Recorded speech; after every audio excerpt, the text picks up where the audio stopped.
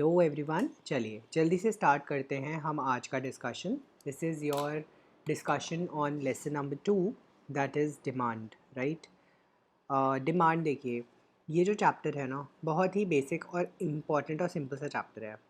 इस चैप्टर में बहुत ज़्यादा चेंजेस नहीं है, मतलब आप लोगों ने जो इनिशियल टाइम पीरियड में सीखा था या समझा था उसी का ही रेपिटेशंस हैं, बहुत ज़्यादा चेंजेस नहीं है। तो अगर आप देखेंगे कि ये आप ऑलरेडी पढ़ चुके हो that the human wants are unlimited but the resources which are required to satisfy these wants are limited, है ना। और इसी कॉन्सेप्ट को हमने लास्ट लेक्चर में डिस्कस भी किया था बहुत डिटेल में, जिसका कॉन्सेप्ट था स्कैरसिटी पे, है ना, जिसका कॉन्सेप्ट था स्कैरसिटी पे। अगर आप देखेंगे the scarcity of resources gives rise to economic problems which are termed as central problems, जिनको हम ऑलरेडी स्टडी कर चुके हैं।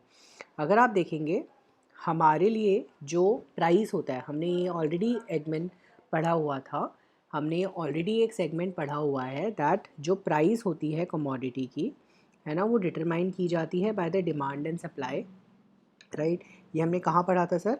सर ये हमने स्टडी किया था प्राइस मैकेनिज्म में। फिर रिमेंबर हम लोगों ने एक पढ़ा था ना कि how to solve the problem, central problems, तो उसमें हमने पढ़ा था कैपिटलिस्ट इकोनॉमी प्राइस मैकेनिज्म की हेल्प लेती है। तो अगर आपको याद होगा उसमें हम लोगों ने स्टडी किया था that there was a free flow of demand and supply, जिसके बेसिस पर हम यहाँ पे वर्किंग करते हैं। तो वही चीज़ हमने यहाँ पे बेसिकली बोली इंट्रोडक्शन में। अगर आप देखोगे coming up to the next thing that is when we are actually defining demand. तो अगर आप देखोगे डिमांड बेसिकली होती क्या है? Demand basically refers to the amount of a commodity which the consumers are prepare to purchase at a particular price. अगर आप ध्यान देंगे डिमांड की डेफिनेशन में हमें दो चीज़ों का ध्यान रखना है। Demand is some demand of a commodity, है ना, डिमांड ऑफ अ कमोडिटी जो कस्टमर्स, कंज्यूमर्स, या जैसे हम कह सकते हैं customers are ready to pay, है ना। Price customers are ready to pay for a commodity, ठीक है, for a commodity at a given period of time, at a given period of time. अगर आप देख सकते हो मुझे ये सारे एलिमेंट्स अपनी डिमांड की डेफिनेशन में लिखने ज़रूरी हैं। सर मैंने पहली एलिमेंट बताई price consumers are ready to pay, मतलब कंज्यूमर इस प्राइस को पे करने के लिए तैयार है, मुझे उसे मनाने की ज़रूरत नहीं है। कंज्यूमर ऑलरेडी ये प्राइस पे करने को रेडी है, कंज्यूमर ऑलरेडी ये प्राइस पे करने को एकदम रेडी है। मुझे उसे कुछ भी बोलने की, मुझे उसे कुछ भी समझाने की, मुझे उसे कुछ भी इन शॉर्ट बताने की ज़रूरत नहीं है ना। दैट्स व्हाट यहाँ पर उन्होंने क्लियरली बोला, ठीक है। सर किसके लिए? सर हम जिस कमोडिटी को सेल कर रहे हैं, हमारा जो प्रोडक्ट है, ठीक है। सर नेक्स्ट चीज़ हमें बोली कि ये जो प्राइस है ना, ये एक पर्टिकुलर पॉइंट ऑफ टाइम के लिए है। Sir particular point of time के लिए हमें है, इसका कहने का मतलब क्या है कि मतलब अगर हो सकता है टाइम थोड़ा सा ज़्यादा बीत गया, if the time has elapsed a little more, अगर टाइम थोड़ा और इंक्रीज हो गया, थोड़ा और बढ़ गया, तो ऐसी सिचुएशन में जो प्राइस है वो चेंज हो सकती है, लोगों की डिमांड जो है वो चेंज हो सकती है। I will give you a simple example here. IPhone 15 pro, है ना, आईफोन 15 प्रो सबको आइडिया है क्या होता है। IPhone 15 pro the latest model of iPhone, है ना। आईफोन 15 प्रो जब सितंबर में लॉन्च हुआ था, ठीक है, जब सितंबर में लॉन्च हुआ था, आपको याद होगा वहाँ पर ना प्रीमियम चल रहा था।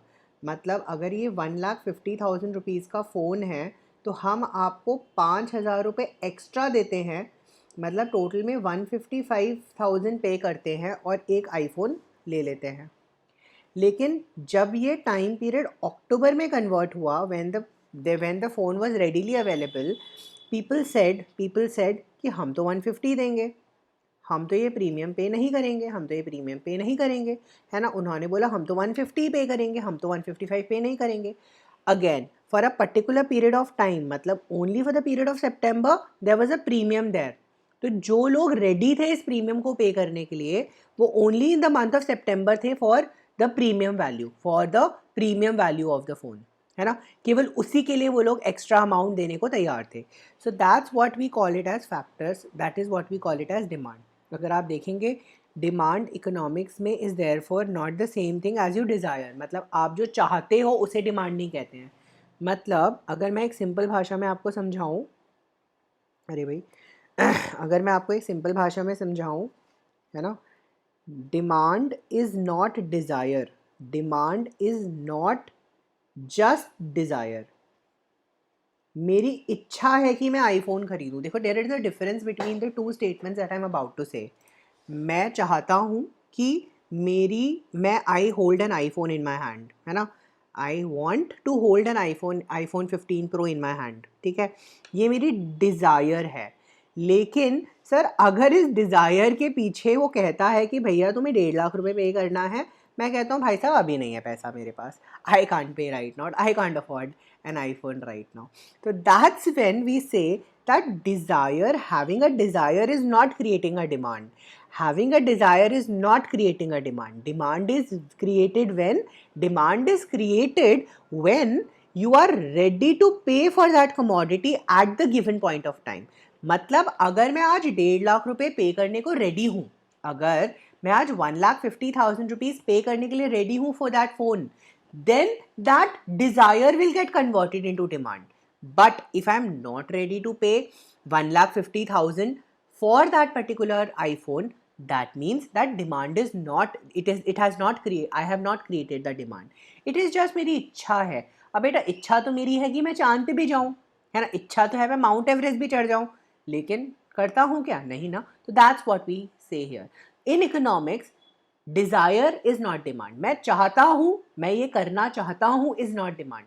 मैं ये करूँगा, अगर आप ये प्राइस मुझे पे करोगे तो उसे हम यहाँ पे डिमांड कह सकते हैं, राइट. अगर आप देखोगे it is meaningless to say that the demand of a car in a country is 10,000 because this statement does not specify the price of a car. अगर आप कहते हैं कि भाई मेरी डिमांड जो है वो 10,000 है, ठीक है सर, ये मेरी कार की डिमांड 10,000 है, सर ये कहना बिल्कुल बेबुनियाद है. It is like a waste, it is like a waste. But अगर आप ये कहते हो कि अगर मेरी कार की प्राइस 10 लाख रुपीज़ हो जाती है तो मेरी कार की डिमांड 10,000 है, अब ये मेरे लिए डिमांड क्रिएट कर देगा, क्योंकि इसमें एक रेस्पेक्टिव प्राइस आ गया. People are ready to pay for this price out here. इस प्राइस के लिए पे करने के लिए लोग तैयार हैं, and hence we say this particular fact. I hope यहाँ तक क्लियर है. I hope the concept of demand सबको क्लियर हो जाना चाहिए, right. Moving on to the next concept. Let's move on to the next topic, that is factors determining demand. देखिए हमारे लिए तो सॉरी, हमारे लिए एक पर्टिकुलर प्रोडक्ट, एक पर्टिकुलर कमोडिटी की जो डिमांड है वो वेरियस फैक्टर्स पे डिपेंड करती है. ठीक है, पहला फैक्टर जो है वो हमारा कहता है factors determining house hold demand is income of the consumer. यहाँ पर अगर आप देखेंगे this is called income of the consumer.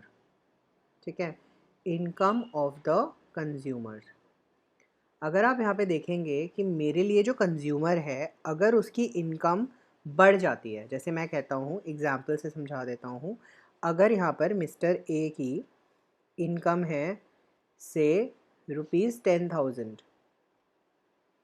तो बेटा वो कितने रुपीज़ की डिमांड क्रिएट करेंगे? वो डिमांड क्रिएट करेंगे कितने की? वो डिमांड भी क्रिएट कर सकते हैं मैक्सिमम 10,000 की, क्योंकि उनका वो मैक्सिमम अमाउंट कितना स्पेंड कर सकते हैं? 10,000.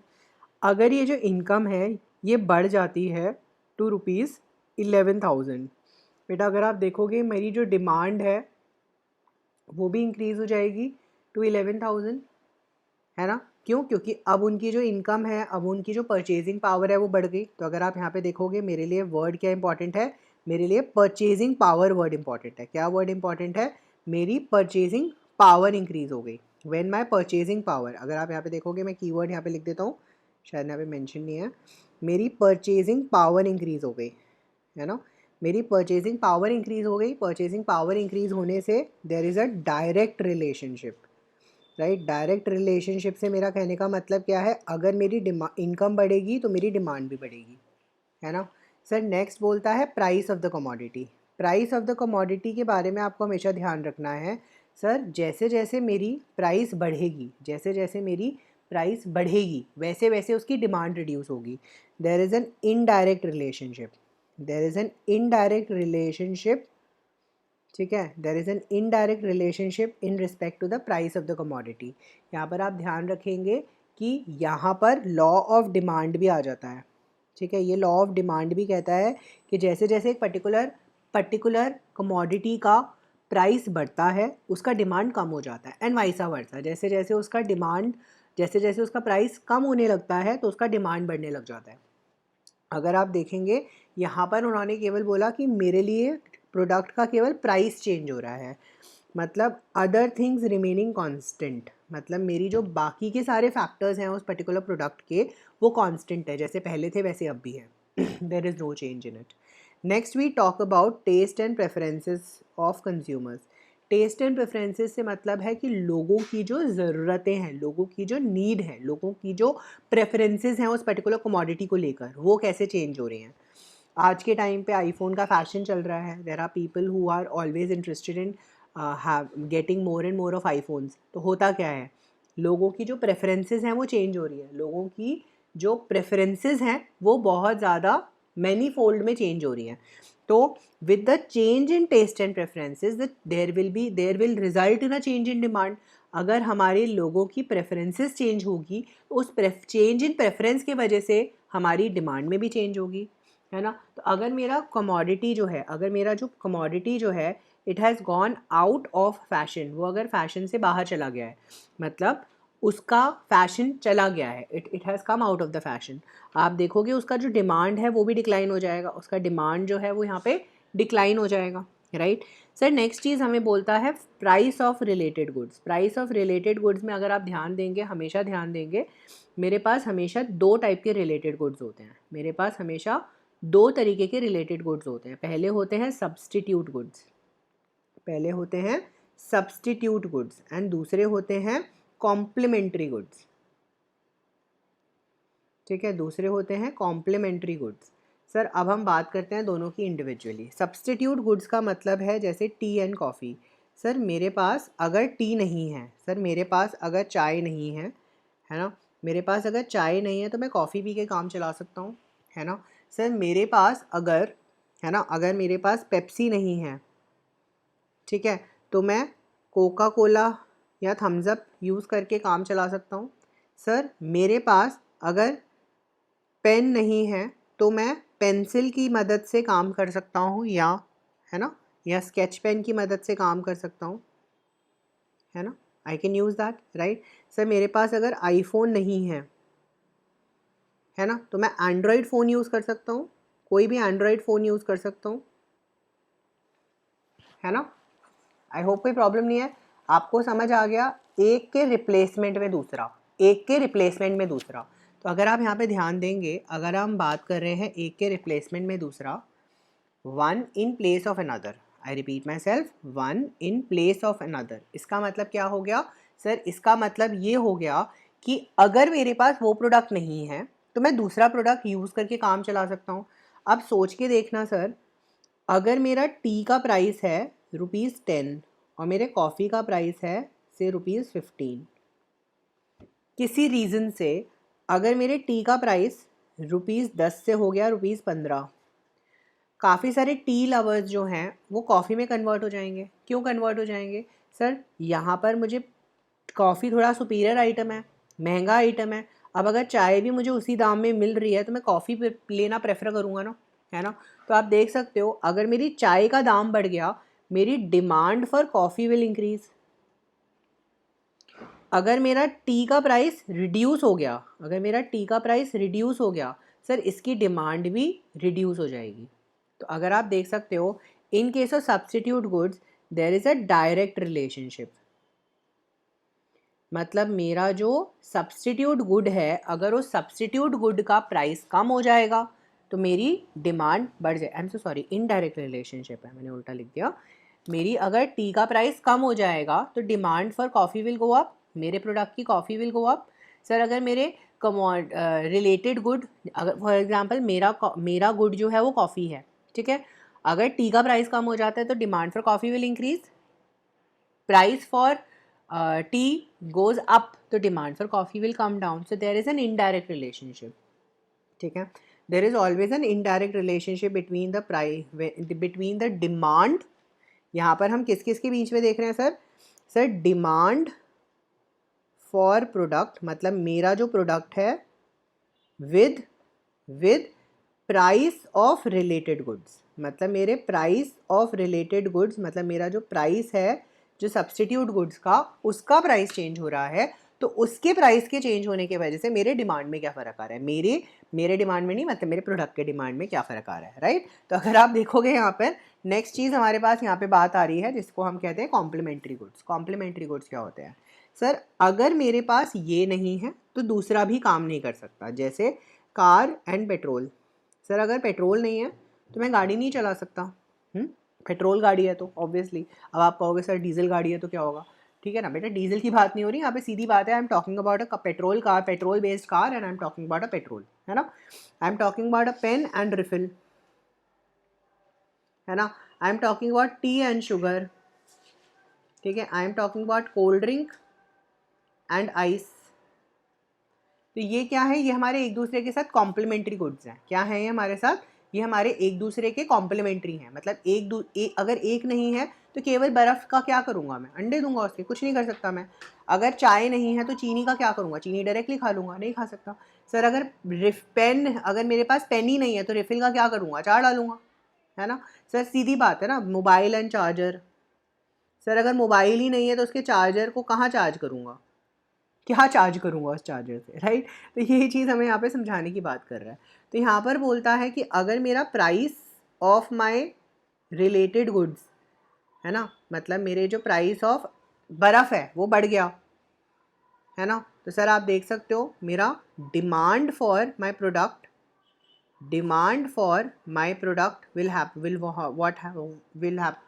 What will it happen. Sir अगर इसका प्राइस बढ़ गया तो मेरी डिमांड कम हो जाएगी. सर अगर इसकी प्राइस बढ़ गई, इसकी प्राइस कम हो गई तो मेरी डिमांड भी बढ़ जाएगी. More people will be needing. मैंने उल्टा बोल दिया, नहीं ठीक बोला मैंने. Price for my related goods increases, demand for my product also decreases. अगर आप देख सकते हो यहाँ पे, अब हम रीड कर लेते हैं. The changes in the price of related goods, that is complementary and substitute goods, will also affect the demand for the commodity. Complementary goods are those goods one commodity has a utility and it is demanded only when the second related commodity is available. For instance, scooter and petrol, है ना. If the price of petrol increases, it reduces the demand for scooter, है ना, vice versa. Substitute goods क्या होते हैं? Substitute goods are those goods where one goods can be used in place of another, जैसे कि tea and coffee. Sir one can use tea in place of coffee and vice versa. अगर price of coffee increase होती है तो substitute goods का demand भी increase होगा, है ना. मेरा अगर प्रॉपर उसका इंक्रीज़ होगा. मैंने शायद यहाँ पे उल्टा लिखा, पहले मैंने ठीक लिखा था. इनके बीच में डायरेक्ट रिलेशनशिप है ना. मैंने यहाँ पे थोड़ा ठीक लिखा था कि अगर मेरा यहाँ पे प्राइस इंक्रीज़ होता है तो मेरा यहाँ पे डिमांड भी इंक्रीज़ होगा. यहाँ पे प्राइस रिड्यूस होता है तो मेरा डिमांड डिक्रीज़ होगा. तो मतलब मैंने पहले यहाँ पे ठीक लिखा था, there is a direct relationship, है ना. तो यहाँ तक आई होप आप सबको क्लियर होगा, राइट. आई होप यहाँ तक क्लियर है. मैंने यहाँ पे आपको 4 फैक्टर्स बताए. 4 फैक्टर्स कौन कौन से हैं मैं क्विकली आपको यहाँ पे बता देता हूँ. फैक्टर्स ऑफ डिमांड, है ना. तो सबसे पहला फैक्टर है हमारा प्राइस ऑफ कमोडिटी. हमारी कमोडिटी का जो प्राइस है वो एक बहुत बड़ा फैक्टर है. दूसरा हमने बोला इनकम ऑफ कंज्यूमर, ठीक है सर. तीसरा मैंने यहाँ पे बोला प्राइस ऑफ सब्सटीट्यूट गुड्स, ठीक है. फिर मैंने आपको यहाँ पे चौथा पॉइंट एक्सप्लेन किया, प्राइस ऑफ कॉम्प्लीमेंट्री. मैंने देखो दोनों को अलग अलग बांट दिया जिससे वो थोड़ा आंसर ना बड़ा बड़ा बने, ठीक है, थोड़ा बड़ा दिखे, ठीक है. लास्ट मैंने बोला टेस्ट एंड प्रेफरेंसेस, ठीक है ना. ये मैंने क्या बना दिया सर? ये मैंने यहाँ पे ये बना दिया फैक्टर्स, ठीक है. अगर आप देखेंगे यहाँ पे हमारे 4 फैक्टर्स हैं, हमने 5 बनाए, ठीक है. अब हम बात करें market demand. Sir market demand क्या होती है? पहले तो ये बताओ सर. सबसे पहले तो बताओ individual demand versus market demand क्या होती है. What is individual demand what is individual demand and what is market demand, and what is market demand. चलिए जल्दी से समझते हैं इसको, कॉन्सेप्ट क्या है. Sir let's try to understand the concept. Sir मेरे पास में वन कंज्यूमर है और वन कंज्यूमर अपनी डिमांड क्रिएट कर रहा है, इसे हम कहेंगे इंडिविजुअल डिमांड.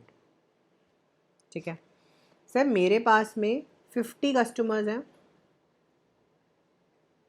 ठीक है, और 50 कस्टमर्स अपनी अलग अलग डिमांड दे रहे हैं और मैंने इनका सम टोटल करके जो डिमांड निकाला उसे मैं कहूँगा मार्केट डिमांड. मतलब जब मैं ऑल कंज्यूमर्स की डिमांड को सम टोटल कर देता हूँ, ऑल कंज्यूमर्स की डिमांड को सब टोटल कर देता हूँ, तो वो बन जाती है मेरे लिए मार्केट डिमांड.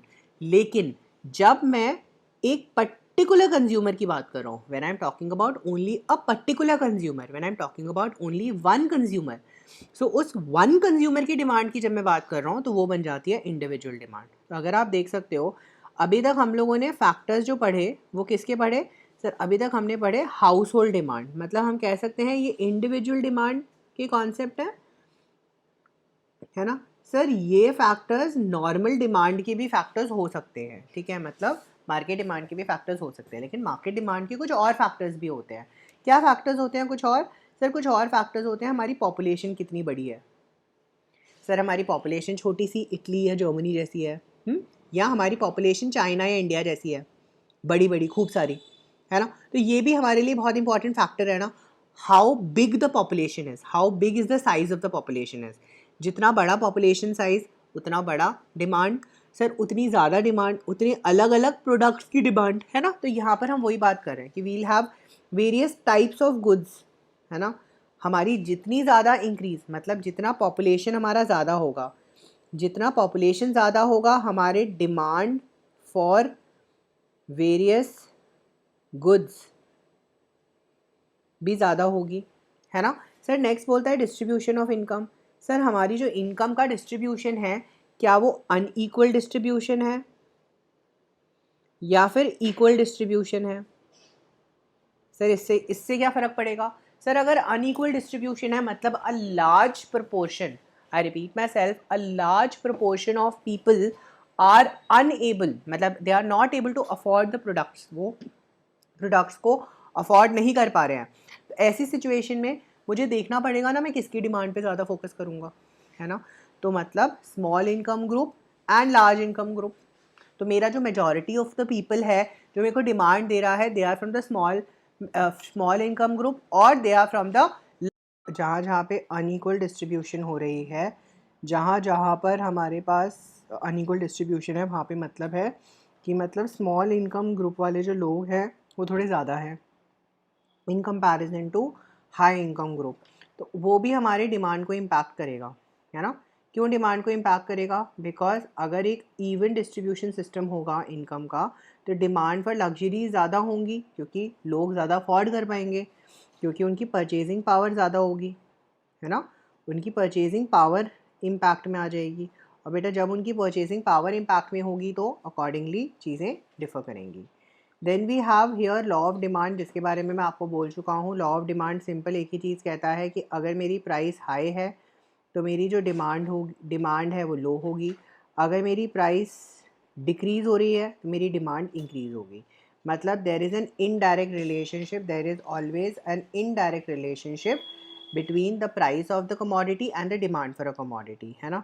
इसको बस इन्होंने क्या करा है, एक डायग्राम, एक टेबल के थ्रू और एक कर्व के थ्रू समझाया है. तो जब हम ग्राफिकली इसको समझा देते हैं तो ये क्या बन जाता है, डिमांड कर्व बन जाता है ना.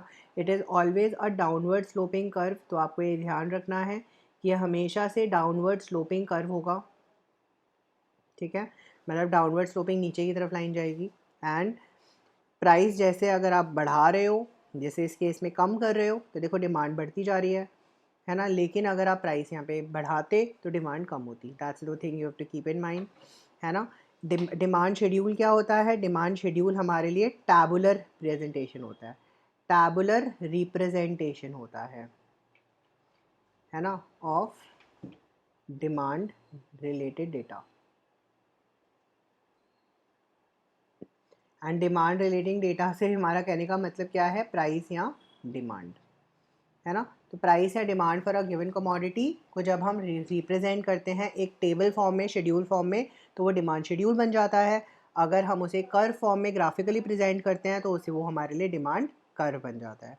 सर यहाँ पर अगर आप देखेंगे market demand and schedule and curve, market demand भी सिंपल होता है। यहाँ पर अब आपको यहाँ पे मार्केट में आपको क्या ध्यान रखना है, सर जब भी वर्ड इंडिविजुअल की बात हो रही है, इंडिविजुअल या हाउस होल्ड, है ना, तो आपको क्या याद रखना है कि सर हम वन कमोडिटी की बात कर रहे हैं, right, we are talking only about one commodity. लेकिन जब हम मार्केट डिमांड की बात कर रहे हैं, जब हम मार्केट डिमांड की बात कर रहे हैं, तो मार्केट डिमांड में आपको क्या याद रखना है, सर हम मल्टीपल कमोडिटीज़ की बात कर रहे हैं, है ना, हम मल्टीपल कमोडिटीज़ की बात कर रहे हैं यहाँ पे, है ना। तो अगर आप देख सकते हो यहाँ पे मल्टीपल कमोडिटीज़ हैं, देखो यहाँ पे कमोडिटी ए, कमोडिटी बी, प्राइस कम हो रहा है, डिमांड बढ़ रहा है ना। मार्केट डिमांड इनको ऐड कर आएगा, देख लो, इन सबको ऐड कर करके हमारे पास यहाँ पे मार्केट डिमांड डिराइव हो जाएगा। सर ये इंडिविजुअल इंडिविजुअल इन दोनों को मिलाकर हमने बनाया मार्केट डिमांड। अगेन यहाँ पे आपको क्या ध्यान रखना है, जो मेरा कर्व है वो हमेशा डाउनवर्ड स्लोपिंग होगा, है ना। मेरा जो कर्व होगा वो हमेशा क्या होगा, it will always be downward sloping, it will always be downward sloping. तो कभी भी आपको डिमांड से रिलेटेड क्वेश्चन आ जाता है, जैसे क्वेश्चन आपका बनकर आता है, what is the law of demand, ठीक है, explain the factors affecting demand. अगर आप देख सकते हैं लॉ ऑफ डिमांड को जब आप लिख रहे हो, लॉ ऑफ डिमांड को लिखते वक्त आप लोगों को ध्यान में क्या रखना है, सर लॉ ऑफ डिमांड को लिखते वक्त आप लोगों को एक तो देनी है डेफिनेशन, एक देना है डिमांड शेड्यूल बनाना है, और एक बनाना है डिमांड कर्व, ठीक है। कम से कम हाफ पेज की डिमांड की डेफिनेशन लिखोगे, मतलब आप समझाओगे डिमांड होता क्या है, use examples, high level of examples, आधे पेज में 3-4 पॉइंट्स में कम से कम समझाओगे। ऐसा नहीं है एक लाइन लिख कर आ गए और डेफिनेशन हो गई, ठीक है ना, that will not work, help you here. Then factors में आपको मैंने 5 फैक्टर्स समझाए हैं। अब यहाँ पर उन्होंने मार्केट बताया नहीं है, तो मार्केट वाले जो एडिशनल 3 है, मार्केट वाले जो एडिशनल 2 या 3 है, वो भी आप यहाँ पे डिफाइन कर आ जाओगे। लेकिन अगर वो आपको स्पेसिफिकली बताता है मार्केट डिमांड या मार्केट इंडिविजुअल डिमांड के बारे में बताओ, तो आप इंडिविजुअल के ही लिख कर आओगे। अगेन मैं आपको यहाँ पे 5 पॉइंट्स बोलता हूँ, कम से कम 5 लाइन एक्सप्लेनेशंस आपको देनी है विद एग्जांपल्स, है ना, विद एग्जांपल्स। तो आप चाहो तो एक एक पॉइंट के अंदर 3-3 सब पॉइंट्स बना सकते हो, और 3-3 सब पॉइंट बनाने के लिए आपको कम से कम इतना डेटा तो चाहिए ही चाहिए, ये आपको ध्यान रखना है। This is how you have to work out, ठीक है। एक अलग से क्वेश्चन आपका आ सकता है about demand, law of demand के बारे में। लॉ ऑफ डिमांड के बारे में कई बार एक 5 मार्क या 7.5 मार्क का क्वेश्चन पूछ लेते हैं, तो अगेन मेक श्योर कि आप उसमें डेटा भी फिर अकॉर्डिंगली लिख कर आओ, नंबर भी मिलेंगे ना, फिर उस हिसाब से ही मिलेंगे, कि जितना लिखोगे उतने नंबर मिलेंगे, ठीक है। अब एक क्वेश्चन यहाँ पर बहुत इंपॉर्टेंट क्वेश्चन है, और ये मैंने ऑलमोस्ट हर एग्ज़ाम में दिखा है, ठीक है। Law of demand, reasons for the downward sloping demand curve, ये मैंने ऑलमोस्ट हर एग्ज़ाम में देखा है। तो this is very very very important topic for your examination perspective, कि हमारा जो ये डिमांड कर्व है वो डाउनवर्ड स्लोपिंग क्यों होता है ना, डिमांड कर्व जो है वो डाउनवर्ड स्लोपिंग क्यों होता है। तो इसके लिए हम सबसे पहले समझेंगे operation of law of diminishing marginal utility. आपको भी याद होगा, आप लोगों ने बचपन में कॉन्सेप्ट पढ़ा था गोलगप्पे का, पराठे का, जिस भी एग्जाम्पल से आपके टीचर ने उस टाइम पे समझाया हो, है ना। तो है ना, मैं बर्गर पिज़्ज़ाज़ की हेल्प से समझाता था, क्योंकि आजकल के टाइम पे गोलगप्पे कौन खाता है, बर्गर पिज़्ज़ा ज़्यादा खाते हैं लोग, है ना। तो इसीलिए मैंने आपको बर्गर पिज़्ज़ा की हेल्प से एक्सप्लेन किया था। Law of diminishing marginal utility का कॉन्सेप्ट ये होता है कि आप जब एक कमोडिटी को कंज्यूम कर लेते हो, आपको ऑलरेडी सेटिस्फैक्शन मिल चुकी है। अब आप जब सेकेंड कमोडिटी कंज्यूम करना चाहे, वही commodity same given price and commodity में, आप वो कमोडिटी तभी कंज्यूम करना चाहोगे जब उसका प्राइस थोड़ा कम होगा। एग्जाम्पल से समझाता हूँ, मैंने अगर एक पराठा खा लिया है, मैंने एक पिज़्ज़ा खा लिया है, अब मैं सेकेंड पिज़्ज़ा तभी खाना पसंद करूँगा जब मुझे उस पिज़्ज़ा का प्राइस पहले वाले पिज़्ज़ा से कम मिलेगा, है ना, मैं तभी कंज्यूम करना चाहूँगा। क्यों? क्योंकि the utility derived from that particular pizza, the second pizza that I am going to have is going to be less than what I have already derived. मेरे को ऑलरेडी यूटिलिटी जो डिराइव हो चुकी है पहले वाले आइटम से, उससे मुझे कम यूटिलिटी जनरेट होगी। इसी वजह से मैं क्या चाहूँगा, इसी वजह से मैं उसके लिए कम पैसा पे करना चाहूँगा। That's what we call it as law of marginal utility, diminishing marginal utility. बहुत डिटेल में आगे अलग lesson, I think so consumer वाला जो लेसन है उसमें हम बहुत डिटेल में इसको समझेंगे, डोंट वरी, ठीक है। लेकिन आपको यहाँ पे ध्यान रखना है कि मैं अगर एक कमोडिटी कंज्यूम कर चुका हूँ तो क्योंकि वो रिड्यूस हो रही है, क्योंकि वो जो यूटिलिटी है यहाँ पे, मेरे को जो पॉइंट यहाँ पे ध्यान रखना है वो क्या रखना है, यूटिलिटी इज डिमिनिशिंग, है ना, hence demand will fall for every additional price. मतलब अगर मेरी कमोडिटी का प्राइस बढ़ गया तो डिमांड उसकी कम होती जाएगी। This is one of the reasons for downward sloping demand curve. The second reason is new consumers. अगर आप देख सकते हो हमारे लिए कंज्यूमर्स जो हैं, नए नए कंज्यूमर्स आते हैं कमोडिटी में, नए नए कंज्यूमर, कमोडिटी के लिए न्यू कंज्यूमर्स आते हैं। तो market demand for any commodity is made up of individual demand of numerous consumers. तो जब price of any commodity sky high, बहुत ज़्यादा होती है, only few rich people can afford it. लेकिन अगर मैं प्राइस को धीरे धीरे धीरे धीरे स्काई हाई से नीचे करता जाऊँगा तो मेरी डिमांड बढ़ती जाएगी, क्योंकि और लोग भी अब उसे अफोर्ड कर पाएंगे। तो इससे क्या होगा कि परचेज जो कॉस्टली हो रहा है ना, हमारी अगर प्राइस फॉल होगी तो commodity becomes accessible to more people, तो मेरे को नए नए कंज्यूमर्स मिल जाएंगे, तो मेरा डिमांड कर्व हमेशा नीचे की तरफ आता रहेगा। नेक्स्ट इसमें very important aspect that is income effect.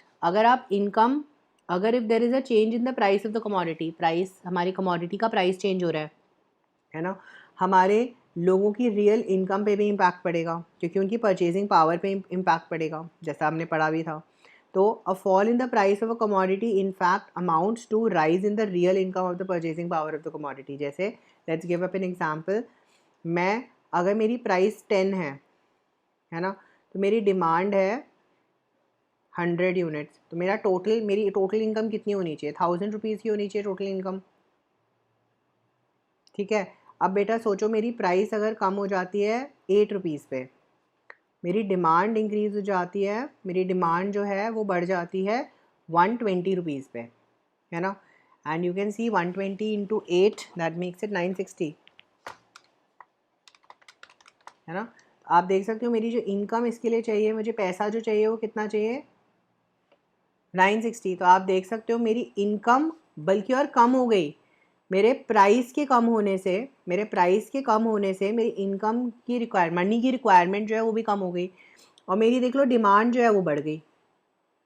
This is called income effect, कि अगर मेरी कमोडिटी का प्राइस रिड्यूस हो जाता है तो उसकी डिमांड बढ़ जाती है, इससे क्या होता है, मेरे को जो मनी रिक्वायरमेंट है टू परचेज और इंक्रीज डिमांड, वो भी रिड्यूस हो जाती है समटाइम्स, है ना। तो यहाँ पर ये हमें इम्पैक्ट यहाँ पे ध्यान रखना है।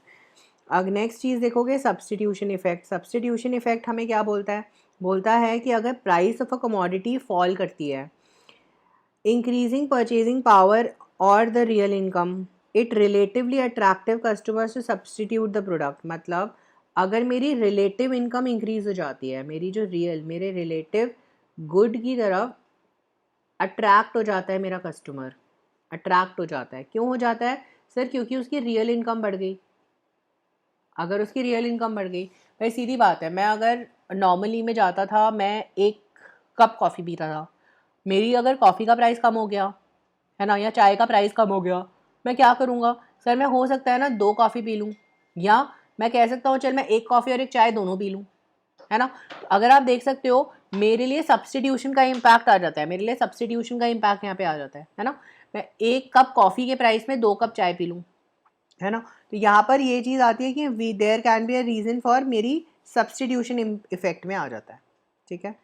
अगेन मैंने यहाँ पर आपको 4 चीज़ें बताई। पहली law of diminishing marginal utility, law of diminishing marginal utility DMU, पहला पॉइंट।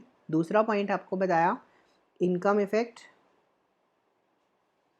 तीसरा पॉइंट मैंने आपको बताया सब्स्टिट्यूशन इफेक्ट, है ना। और चौथा पॉइंट मैंने आपको क्या बताया, चौथा पॉइंट क्या था,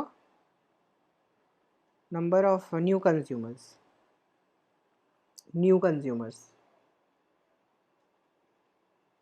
राइट। तो हमने law of diminishing marginal utility में ये बोला कि डिमांड घटती है तो डिमांड डाउनवर्ड स्लोपिंग है। इनकम इफेक्ट में बताया मेरी जो रियल इनकम है वो रिड्यूस हो रही है, मेरी रियल इनकम इंक्रीज़ हो रही है क्योंकि मुझे पे कम करना पड़ रहा है। सब्स्टिट्यूशन इफेक्ट में बताया अगर रियल इनकम बढ़ रही है तो लोग दूसरे प्रोडक्ट्स पे भी अट्रैक्ट होते हैं, और जब मेरी प्राइस ऑफ द कमोडिटी कम होती है तो मैं नए नए कस्टमर्स को अट्रैक्ट करता हूँ क्योंकि उनके लिए भी अब ये प्रोडक्ट एसेसिबल हो जाता है, it is more accessible for them also, right? This was basically your reasons behind downward sloping of the demand curve, ठीक है। अब हम आ जाते हैं, आप देख सकते हो क्या कभी मेरे लिए, अब आप पूछ सकता है यहाँ पर, can the demand curve be upward sloping, क्या मेरा डिमांड कर्व अपवर्ड स्लोपिंग हो सकता है, राइट। या आपसे पूछ सकता है what is the shape of demand curve, ठीक है। अब बच्चे जो है ना वो तो आंसर लिखाते हैं कि भैया it is a downward sloping, but the question was actually about exceptions of law of demand. मतलब अब आपको वो सिचुएशंस बतानी है जहाँ पर अब आपको वो सिचुएशंस बतानी है जहाँ पर लॉ ऑफ डिमांड अप्लाई नहीं करता। पहला है कि जब मेरे पास, पहला पॉइंट होता है goods which are expected to become scarce and whose prices are expected to rise in future. मतलब फ्यूचर प्राइस एक्सपेक्टेशंस, मतलब अगर मेरी फ्यूचर में प्राइस बढ़ने वाली है ना, या मेरी फ्यूचर में प्राइस चेंज होने वाली है, या मेरे को पता है कि फ्यूचर में जाकर ये प्रोडक्ट स्कैर्स होने वाला है, कम होने वाला है, सस्ता होने वाला है, बेकार होने वाला है ना, या मिलने ही नहीं वाला, तो ऐसी सिचुएशन में हम लॉ ऑफ डिमांड फॉलो नहीं करेंगे। सर चाहे प्राइस बढ़े चाहे प्राइस कम हो, डिमांड बढ़ेगी और डिमांड कम हो जाएगी, राइट। यहाँ आपको ध्यान रखना है कि सीधी बात है, अगर प्राइस बढ़ेगी तो डिमांड भी बढ़ जाएगी। क्यों? क्योंकि भाई आगे में हमें पता है कि फ्यूचर में प्राइस बढ़ने वाली है, फ्यूचर में प्राइस बढ़ने वाली है तो आज ही उसकी डिमांड बढ़ा देते हैं, तो आज डिमांड बढ़ा देते हैं तो उसकी धीरे धीरे प्राइस भी बढ़ने लग जाती है। तो अगर आप यहाँ तक देख सकते हैं तो हमने यहाँ पे सीधी सीधी बात बोली दैट गुड्स जिनकी प्राइस बढ़ने वाली होती है फ्यूचर में, या गुड्स जिनके बारे में हमें पहले से पता होता है कि भाई आगे जाके समय में, आगे आने वाले समय में ये प्राइस, ये गुड मिलने ही नहीं वाला, स्कैर्स हो रहा है, कम हो रहा है ना। ऐसी सिचुएशन में हम क्या कहते हैं सर, ऐसी सिचुएशन में हम कहते हैं कि ये हमारे लिए यहाँ पर लॉ ऑफ डिमांड फॉलो नहीं होता है, यहाँ पर हमारे लिए लॉ ऑफ डिमांड फॉलो नहीं होता है ना। क्यों लॉ ऑफ डिमांड फॉलो नहीं हो रहा है? क्योंकि हमें पता है फ्यूचर में ये गुड नहीं मिलने वाला, तो इसीलिए मैं आज ही उसको स्टॉक अप कर लेता हूँ, तो आज ही उसकी डिमांड बढ़ जाती है एट एन इंक्रीज प्राइस। तो हेंस प्राइस इंक्रीज हुई, डिमांड इंक्रीज हुई, not the law of demand. Next point हमें बोला गुड्स कैरिंग सोशल स्टेटस, या हमारे लिए जो वेबलिन गुड्स होते हैं जहाँ पर हमारे लिए कोई सोशल स्टेटस है, जैसे डायमंड्स, है ना, आईफोन आज के टाइम पे सोशल स्टेटस है ना, या फिर रिच पीपल, लग्जूरियस प्रोडक्ट्स जो होते हैं उनके प्राइसेस अगर बहुत ज़्यादा बढ़ भी जाते हैं ना, जो लग्जूरियस प्रोडक्ट्स होते हैं अगर उनके प्राइसेस बहुत ज़्यादा बढ़ भी जाते हैं तो उनसे इम्पैक्ट क्या आता है? उनसे इम्पैक्ट ये आता है कि जब हमारे सोशल प्रोडक्ट्स बढ़ जाते हैं, मतलब उनकी गुड्स जब बढ़ जाती है, उनकी प्राइस जब बढ़ जाती है, तो इससे इम्पैक्ट ये आता है कि हमारे लिए उनकी कीमत बढ़ जाती है, इंपॉर्टेंस बढ़ जाती है। जब इंपॉर्टेंस बढ़ जाती है तो वहाँ पे लॉ ऑफ डिमांड फॉलो नहीं होता। क्यों फॉलो नहीं होता वहाँ पे लॉ ऑफ डिमांड? वहाँ पे लॉ ऑफ डिमांड फॉलो ना होने के पीछे का रीज़न है कि वहाँ पे सोशल स्टेटस इंक्लूड हो जाता है, कि तुम्हारी इज्जत, ईगो, है ना, एस्टीम, या इसको हम कह सकते हैं एस्टीम्ड गुड्स हम कहते हैं, है ना। नेक्स्ट अगर आप कहते हो, यहाँ पर बात आती है जिफिन गुड्स की। जिफिन गुड्स मतलब जो हमारे वो गुड्स हैं, ये हमारे वो गुड्स होते हैं जो हमारे इन्फीरियर गुड्स होते हैं, इनको हम इन्फीरियर गुड्स कहते हैं। जिफिन गुड्स को हम दूसरा नाम कहते हैं इन्फीरियर गुड्स, है ना। दूसरा नाम हम इनका कहते हैं इन्फीरियर गुड्स। और इन्फीरियर गुड्स की प्राइस हमेशा कम होती है। क्यों कम होती है भाई, बताइए, सोच के बताओ क्यों कम होगी। सर जैसे ज्वार बाजरा इन्फीरियर गुड्स कहते हैं, मतलब जो गेहूँ या फिर अच्छी क्वालिटी का प्रोडक्ट्स अफोर्ड नहीं कर सकते थे वो ज्वार बाजरा खाते थे। अब होता क्या है, इन्फीरियर गुड्स की डिमांड कम क्यों हो जाती है with the decrease in price, and increase क्यों हो जाती है with the increase in price.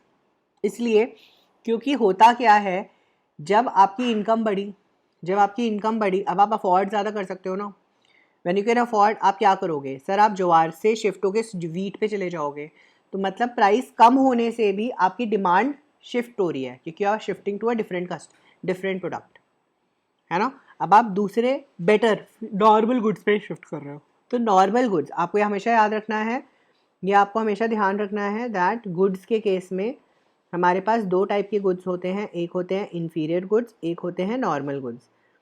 Normal goods पे हम लॉ ऑफ डिमांड फॉलो कर सकते हैं, लेकिन यहाँ पर लॉ ऑफ डिमांड फॉलो नहीं होता है। इनको हम कहते हैं जिफिन गुड्स, है ना, इनको हम कहते हैं जिफिन गुड्स। सर एक तरीके का गुड और होता है जिनको हम कहते हैं लग्जरी प्रोडक्ट्स, या इनको हम कहते हैं वेलबिन गुड्स, है ना। सर यहाँ पर भी लॉ ऑफ डिमांड नहीं फॉलो होता। याद रखेंगे डायमंड्स, है ना, याद रखेंगे जौ बाजरा। क्या बात है भाई, क्या हो रहा है, इतना ऊपर चला गया यार। हाँ, जौ बाजरा, है ना, वीट एंड राइस, ये हमारे नॉर्मल गुड्स हैं, राइट। तो आई होप कोई प्रॉब्लम नहीं है यहाँ तक, ऑल शुड बी वेल, है ना। तो ये हमारा हो गया, दो एक्सेप्शंस हमने बात करी। हमने तीन एक्सेप्शंस की बात करी। पहली एक्सेप्शन कौन सी थी, जिनकी फ्यूचर में प्राइस बढ़ने वाली है। दूसरी जो हमारे लग्जरी गुड्स है, स्टीम गुड्स है, वेलविन गुड्स हैं। तीसरा हमने बोला जिफिन गुड्स जो हमारे इन्फीरियर गुड्स हैं।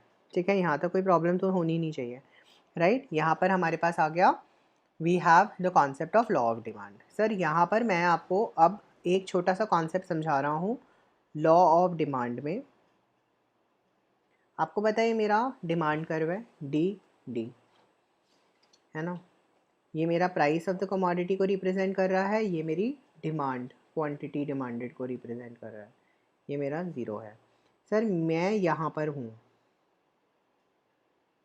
मैं इस पॉइंट पर हूँ, पॉइंट ई, जहाँ पर मेरा प्राइस ये है और क्वांटिटी क्यू है, राइट। अब सोच के बताओ, अगर मैं यहाँ से यहाँ पे शिफ्ट हो रहा हूँ, मैं अगर ई पॉइंट से E1 पॉइंट पे जा रहा हूँ, बेटा अगर आप देख सकते हो E1 पॉइंट पे जाने से मेरी क्वांटिटी तो कम हो रही है Q1 और मेरी प्राइस बढ़ रही है P1। आप देख सकते हो इस E1 पॉइंट में क्या हो रहा है, क्वांटिटी डिक्रीज हो रही है, प्राइस इंक्रीज हो रही है। That means I am moving towards contraction. What am I moving towards, I am moving towards contraction of demand, मतलब डिमांड मेरी कम हो रही है। Sir, when I am moving towards E2, right? When I am moving towards E2, right? अब E2 situation में क्या हो रहा है, जल्दी से बताइए सोच के। E2 सिचुएशन में क्या हो रहा है, जल्दी से सोच के बताइए। E2 सिचुएशन में देखो मेरी डिमांड जो है वो इंक्रीज हो रही है Q2 पे, मेरी प्राइस जो है वो रिड्यूस हो रही है P2 पे। अगर आप देखोगे यहाँ पर क्या हो रहा है, सर मेरे लिए यहाँ पर क्वांटिटी इंक्रीज हो रही है और प्राइस रिड्यूस हो रही है। अगर आप देखोगे यहाँ पर क्या हो रहा है, यहाँ पर हो रहा है एक्सपेंशन। क्या हो रहा है, एक्सपेंशन। याद रखेंगे कॉन्ट्रैक्शन एंड एक्सपेंशन कब होता है, when you are moving along the same demand curve. मतलब अगर आप सेम डिमांड कर्व में ऊपर नीचे जा रहे हो, अगर आप सेम डिमांड कर्व में ऊपर नीचे जा रहे हो, उसे हम कहेंगे यहाँ पे क्या, एक्सपेंशन एंड कॉन्ट्रैक्शन। ऊपर जा रहे हो कॉन्ट्रैक्शन, नीचे जा रहे हो एक्सपेंशन। एक्सपेंशन क्यों हो रहा है, डिमांड बढ़ रही है। कॉन्ट्रैक्शन क्यों हो रहा है, क्योंकि डिमांड कम हो रही है। लेट्स रीड थ्रू हियर, देख लीजिए। कॉन्ट्रैक्शन, एक्सटेंशन, एक्सपैंड, इस एक्सटेंशन को आप एक्सपेंशन भी कह सकते हो, है ना। Extension can be written as expansion. समझ आ गया। I hope the concept of contraction and expansion clear है। एग्जाम में क्वेश्चन आता है, आप पहले तो ये डायग्राम बनाओगे, पॉइंट्स के साथ एक्सप्लेन कर दोगे, यहाँ से यहाँ जा रहे हो, यहाँ से यहाँ जा रहे हो। रीज़न क्यों हो रहा है कॉन्ट्रैक्शन, क्योंकि क्वांटिटी डिमांडेड रिड्यूस हो रही है। एक्सपेंशन क्यों कहा? क्योंकि क्वांटिटी डिमांडेड इंक्रीज हो रही है। कॉन्सेप्चुअली याद रखोगे, कभी भूलोगे नहीं, ठीक है सर। नेक्स्ट कॉन्सेप्ट अब हम बात करते हैं, नेक्स्ट चीज़ हम बात करते हैं जहाँ पर मैंने बोला सर यहाँ पर मैं अपने डिमांड कर्व पे मूव नहीं कर रहा हूँ, ठीक है। ये मेरा प्राइस है, ये मेरा क्वांटिटी डिमांडेड है, ये मेरा ज़ीरो है, राइट। अगर आप देख सकते हो मैं यहाँ पर अब मेरा जो डिमांड कर्व है D1 सर, अगर आप देखोगे, सॉरी D1 नहीं D है ना। अब अगर आप देखोगे मेरी डिमांड, मेरी क्वांटिटी, ये प्राइस है सर, ये मेरी क्वांटिटी है ना सर। मुझे क्या है ना, मेरे को प्राइस ना सेम रखनी है, मुझे प्राइस सेम रखनी है, लेकिन क्वांटिटी डिमांड बढ़ा देनी है, मेरे को क्वांटिटी डिमांड इंक्रीज कर देनी है। That means there is a shift of demand curve. अगर आप देखोगे I am shifting from E to E1, I am shifting from E to E1 at the same price, मतलब मेरा प्राइस सेम है, same price पे मेरी quantity demanded increase हो रही है। इसे मैं क्या कहूँगा? इंक्रीज इन डिमांड, है ना। इसे मैं क्या कहूँगा? Increase in demand. सर अभी मैं अगर इसी सेम सिचुएशन में मैं कहता हूँ कि ये मेरा P है, ये मेरा Q है, अगर मैं इसकी क्वांटिटी डिमांड रिड्यूस करना चाहता हूँ तो मेरा डिमांड कर्व शिफ्ट हो जाएगा टू D1, है ना। अगर आप देख सकते हो मैं E से E2 पे जा रहा हूँ, है ना, और Q से Q2 पे जा रहा हूँ। तो अगर आप देख सकते हो सेम प्राइस लेकिन क्वांटिटी डिमांड रिड्यूस हो गई, मतलब ये कहलाया डिक्रीज इन डिमांड। तो यहाँ पर आपको ध्यान रखना है, इंक्रीज और डिक्रीज इन डिमांड में हमारे को एक सिंपल कॉन्सेप्ट दिया जाता है। क्या दिया जाता है? प्राइस कांस्टेंट है। इंक्रीज एंड डिक्रीज में आपको क्या ध्यान रखना है? मेरा जो प्राइस है वो कांस्टेंट रहेगा, मेरा जो प्राइस है वो कांस्टेंट रहेगा। देख सकते हैं प्राइस जो है वो कांस्टेंट है। अगर मेरी डिमांड इंक्रीज हो रही है तो मैं इसे कहूँगा increase in demand, demand decrease हो रही है तो मैं इसे कहूँगा डिक्रीज इन डिमांड। प्राइस लेकिन कांस्टेंट है, प्राइस चेंज नहीं होगी। लेकिन अगर मैं कहता हूँ एक्सपेंशन कंट्रैक्शन में अगर आप देख सकते हो मेरी प्राइस भी चेंज हो रही है, मेरी क्वांटिटी भी चेंज हो रही है, मेरी प्राइस भी चेंज होगी, मेरी क्वांटिटी भी चेंज होगी। डायग्रामेटिकली एक्सप्लेन कर दोगे, यही आपका यहाँ पे कॉन्सेप्ट है, राइट। अगर आप देख सकते हो, with this we come to the end of this entire lesson number 2। यहाँ पर हमारा लेसन नंबर 2 का कंप्लीट डिस्कशन कंप्लीट हो गया है। आप देख सकते हो लेस देन एन आवर में, 1 घंटे से कम के टाइम पीरियड में मैंने आपको एक कॉन्सेप्ट समझा दिया है। पूरा का पूरा डिमांड का चैप्टर आपका पूरा रिवीजन हो गया है। मैं आपको यहाँ पे कुछ इंपॉर्टेंट क्वेश्चंस बताया हूँ। इंपॉर्टेंट क्वेश्चंस में मेरा जो आपके लिए पहला क्वेश्चन है वो है लॉ ऑफ डिमांड। मतलब मैं आपको एक क्विक रिविजन दे देता हूँ कि आप लोगों को कौन कौन से वो टॉपिक्स हैं जो आपको लर्न करने हैं, ठीक है। पहला तो आप लर्न करोगे लॉ ऑफ डिमांड, ठीक है। लॉ ऑफ डिमांड, इसकी आपको याद रखनी है एक्सप्लेनेशन, शेड्यूल एंड कर्व, ये तीनों चीज़ें आपको याद रखनी है, ठीक है। सेकेंड चीज़ मैंने आपको बताई factors affecting demand. Factors affecting demand में आपको मैंने 5 फैक्टर्स तो बताए थे इंडिविजुअल डिमांड के, और 2 फैक्टर्स बताए थे आपको मार्केट डिमांड के। एंड कर्व, ये तीनों चीज़ें आपको याद रखनी है, ठीक है। सेकेंड चीज़ मैंने आपको बताई factors affecting demand. Factors affecting demand में आपको मैंने 5 फैक्टर्स तो बताए थे इंडिविजुअल डिमांड के, और 2 फैक्टर्स बताए थे आपको मार्केट डिमांड के। इंडिविजुअल डिमांड वाले फैक्टर्स तो हमेशा लर्न करने हैं, मार्केट डिमांड वाले फैक्टर्स आपके ऊपर ऑप्शन है, आप लिखो या ना लिखो, दैट्स अप टू यू। तीसरी चीज़ इस चैप्टर में मैंने आपको लर्न कराया reasons for downward sloping demand curve, ठीक है। Fourth, exceptions to law of demand, या रादर मैंने इसका एक दूसरा क्वेश्चन आपको बना के बताया, क्या can a demand curve be upward sloping, and the answer is normally it can not be upward sloping, but there are exceptions to law of demand and you will be stating those exceptions, right? And last में मैंने आपको बताया expansion, contraction, increase, decrease। मैंने आपको बताया यहाँ पे price और क्वांटिटी दोनों चेंज होती है, यहाँ पर केवल क्वांटिटी इंक्रीज डिक्रीज होती है ना। प्राइस कांस्टेंट रहती है, ठीक है, इंक्रीज डिक्रीज में। I hope I am clear, this is the concept that I have done. 5 topics to be learned from the chapter demand. Usually one question comes from demand chapter, है ना, एक question हमेशा demand chapter से आता है, तो इसीलिए it is important, right.